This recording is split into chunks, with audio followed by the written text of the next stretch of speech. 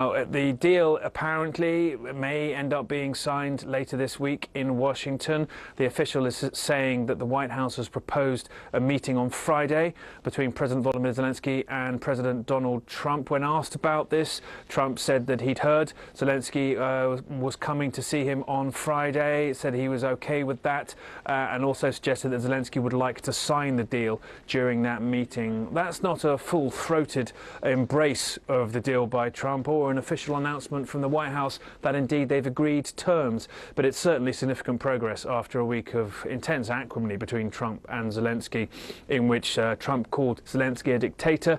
Zelensky suggested that Trump was living in a disinformation circle, and the relationship really appeared to be in freefall. In terms of the deal's content, well, we understand from a Ukrainian official that some of the thornier items have been removed. Indeed, we were told on Monday that it wouldn't have security guarantees in it that the Ukrainians had sought as the Americans had resisted. It appears, according to the Ukrainian official we spoke to today, that some language pertaining to Ukrainian security may have been put back in.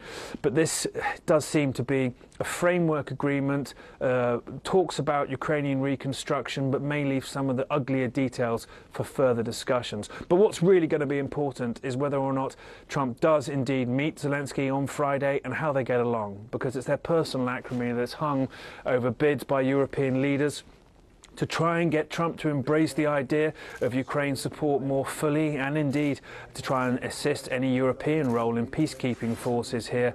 It's been a breakneck fortnight of the United States getting closer to Russia in separate negotiations of acrimony between Ukraine and US presidents, and now it seems potentially this deal looking in better shape than it has for quite some time. If the two presidents meet on Friday and do heal that relationship, that will be an enormous relief for Ukrainians here who are desperately concerned that their main financial and military backer may be significantly less invested, and potentially relief too for Europeans who've been in something of a scramble since the role in the United States, not only in Ukraine's security, but that of Europe as a whole, has been in doubt over the last fortnight.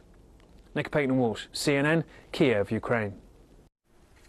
British Prime Minister Keir Starmer is heading to the White House, arriving Thursday and bearing gifts.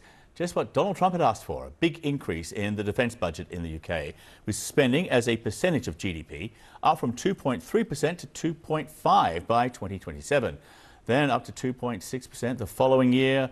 What Starmer says is the biggest sustained increase in